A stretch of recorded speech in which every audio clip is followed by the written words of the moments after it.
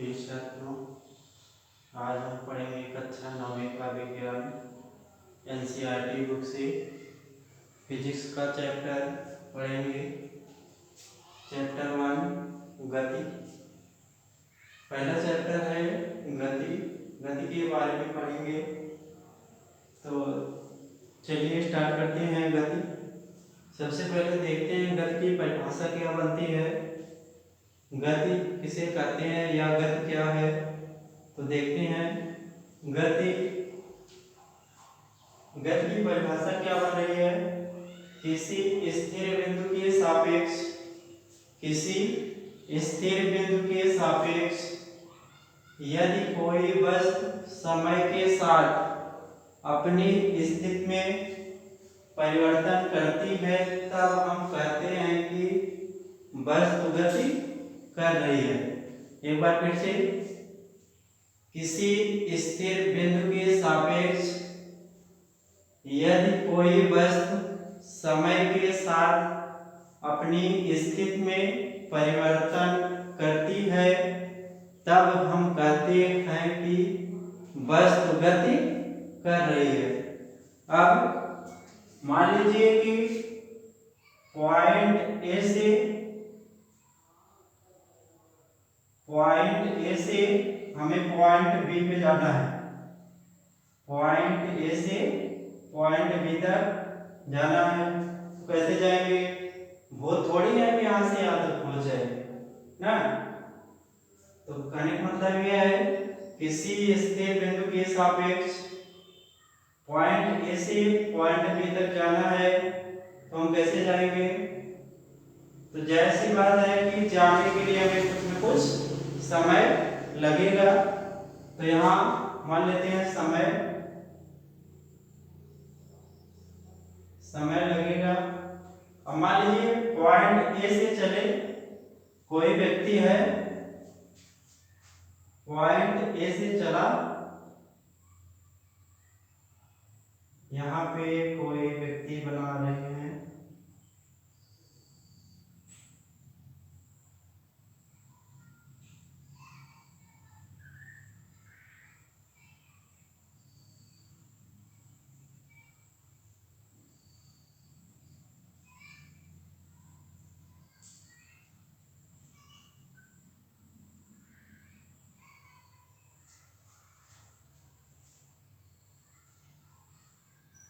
कोई व्यक्ति है पॉइंट ए से पॉइंट बी की तरफ चल रहा है। मान लीजिए बीच में या रुका। मान लीजिए यहाँ पे कोई किताब की दुकान आ गई या बुक की दुकान आ गई, कोई भी दुकान मान लेंगे। यहाँ पे किताब की दुकान आ गई। ये व्यक्ति पॉइंट ए से चला पॉइंट बी की तरफ, बीच में आ गया, ब्रेक आ गया, किताब की दुकान आ गया, चाय की दुकान, कुछ भी मान सकते हैं इसके लिए। तो मान लीजिए भाई इसके घर से फोन आया, भाई आप कहाँ हो? तो क्या बताएगा? भाई मैं घर से या किताब की दुकान या चाय की दुकान जो भी होगा मैं यहाँ चला है। लेकिन कहाँ से बताया? घर से। स्थिर बिंदु कहाँ हुआ? घर पे। घर की बात की तो स्थिर बिंदु क्या होगा? घर। ये मान लीजिए इसका घर है। तो जब भी हम गति करेंगे तो गति करने के लिए हमें दो चीजों की आवश्यकता होगी। ये तो एक तो स्थिर बिंदु और दूसरा समय। क्या क्या? स्थिर बिंदु और समय। अब देखेंगे भौतिक राशियां, भौतिक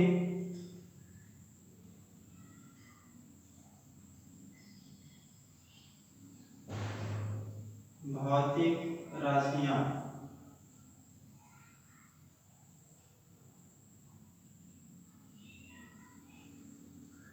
अब भौतिक राशियां के बारे में पढ़ेंगे।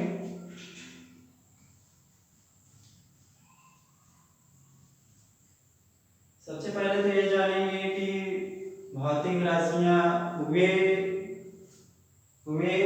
कौन सी राशियां हैं जिसे मापा या तौला जा सकता है।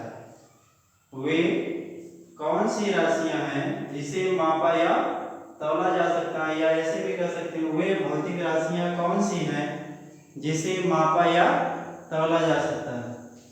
वे भौतिक राशियां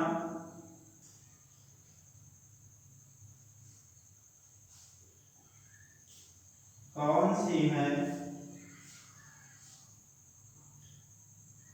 जिसे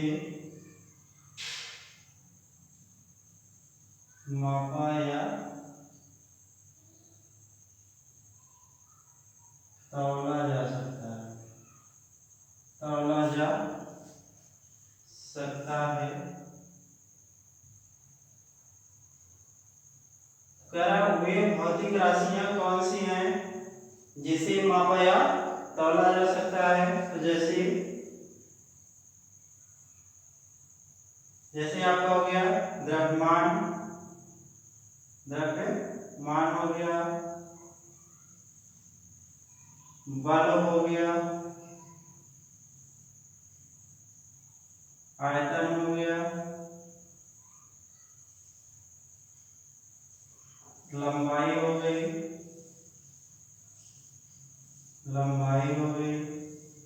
द्रव्यमान हो गया, बल हो गया, लंबाई हो गई, ऐसे से और भी होगा। तो वे भौतिक राशियां कौन सी हैं जिसे मापा या तौला जा सकता है। द्रव्यमान की बात की जाए तो द्रव्यमान को मापा या तौला जा सकता है। बल, कितना बल लगा रहे हैं, कितना न्यूटन बल लगा रहे हैं, इसको भी हम नाप लेंगे। आयतन की बात की जाए या लंबाई की बात की जाए, इसको हम नाप या तौल सकते हैं। अब बात की जाए कि वे भौतिक राशियां कौन सी हैं जिसे मापा या तौला नहीं जा सकता है। वे भौतिक राशियां कौन सी हैं जिसे मापा या तौला नहीं जा सकता है। तो लिखेंगे वे भौतिक राशियां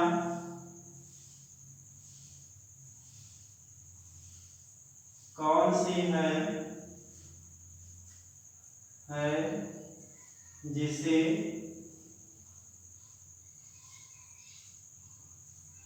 मापा या तौला नहीं जा सकता है।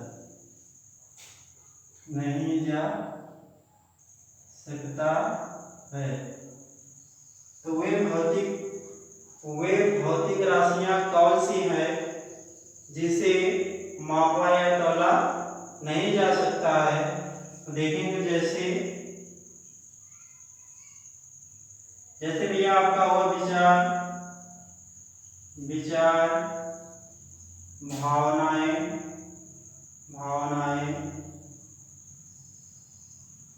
विचार हुआ, भावनाएं हुई, अनुभव और भी होगा।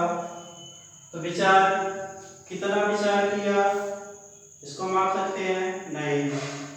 भावनाएं, इसको भी नहीं माप। अनुभव, कितना अनुभव किया, कितना सोचे विचारे जो भी हुआ उसको माप सकते हैं। कितना अनुभव किया, कितना अनुभव किया, कुछ नहीं, उसको मापा नहीं जा सकता है। तो भौतिक राशियां, पहले तो यही जाने वे भौतिक राशियां कौन सी हैं जिसे मापा या तौला जा सकता है। तो देखें द्रव्यमान हुआ, बल हुआ, आयतन हुआ, लंबाई हुई, ये सब भौतिक राशियां जो हैं इसे मापा या तौला जा सकता है। दूसरा पढ़े हुए भौतिक राशियां कौन सी हैं जिसे मापा या तौला नहीं जा सकता है। जैसे विचार हुआ, भावनाएं हुई, अनुभव हुआ, ये सब भौतिक राशियां नहीं है।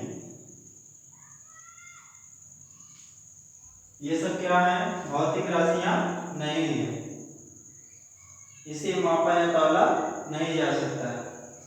अब देखेंगे भौतिक राशियां दो प्रकार की, अदिश राशि और सदिश राशि।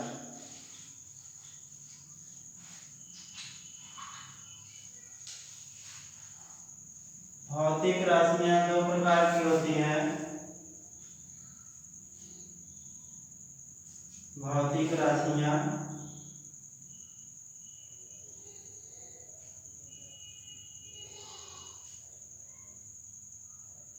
दो प्रकार की, कौन कौन सी? अदिश और सदिश। तो सबसे पहले अदिश की बात की जाए। अदिश राशियां, अदिश राशि को मापने के लिए किन किन चीजों की जरूरत पड़ती है हमें?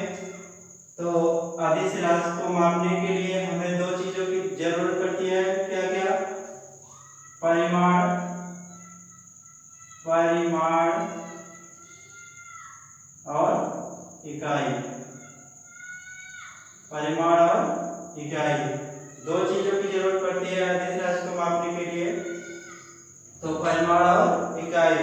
परिमाण क्या है? परिमाण संख्यात्मक मान है। परिमाण संख्यात्मक मान है। इकाई क्या है? अपने आप में इकाई क्या है? यूनिट है। परिमाण संख्यात्मक मान है, इकाई यूनिट है। तो देखेंगे, जैसे बोल दिया जाए कि 2 किलोग्राम, 2 किलोग्राम, दो, जैसे मान लीजिए बाजार में गए, बोले कि हमें 2 किलोग्राम आलू दे दो या कुछ भी बोले, तो 2 क्या है? 2 परिमाण है, इसका संख्यात्मक मान है, 2 परिमाण है। और किलोग्राम क्या है? इसकी इकाई है, यूनिट है। किलोग्राम यूनिट है। तो 2 किलोग्राम, इसको हम क्या बोलते हैं? द्रव्यमान में, द्रव्यमान। और मान लीजिए ऐसा बोला जाए कि मैं 3 किलोमीटर या 4 किलोमीटर या 5 किलोमीटर चल के आ रहा हूँ। कितना भैया? 5 किलोमीटर। मान लीजिए बोला जाए कि 5 किलोमीटर मैं चल के आ रहा हूँ, तो 5 क्या होगा? इसका परिमाण होगा किलोग्राम, इसकी क्या हुई? इकाई हुई। 5 किलोग्राम दूरी हुआ ना, दूरी। तो द्रव्यमान अदिश राशि है, दूरी द्रव्यमान अदिश राशि है, दूरी भी अदिश राशि है। अब इसी प्रकार देखेंगे सदिश राशि में। सदिश राशि को नापने के लिए किन किन चीजों की जरूरत पड़ती है? एक तो हो गया परिमाण, परिमाण, और दूसरा इकाई, और तीसरा दिशा।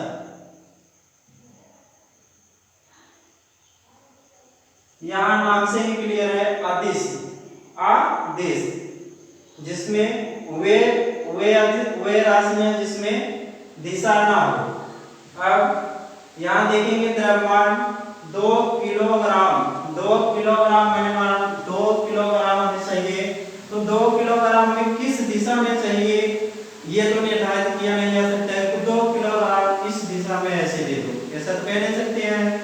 इसलिए नाम से ही अर्थ है अदिश, जिसमें दिशा नहीं हो उसको क्या बोलते हैं? अदिश। यहाँ सदिश, परिमाण, इकाई और दिशा, ये तीनों की जरूरत पड़ती है। तो विस्थापन, इसका एग्जांपल देखिए, विस्थापन। विस्थापन, विस्थापन सदिश राशि है। विस्थापन का मतलब जैसे हम लोग जहाज, जैसे पानी वाले जहाज हुए या हमारा हेलीकॉप्टर हुआ, ये सब जब चलता है तो उसमें दिशा की जरूरत पड़ती है। 1000 किलोमीटर या 2000 किलोमीटर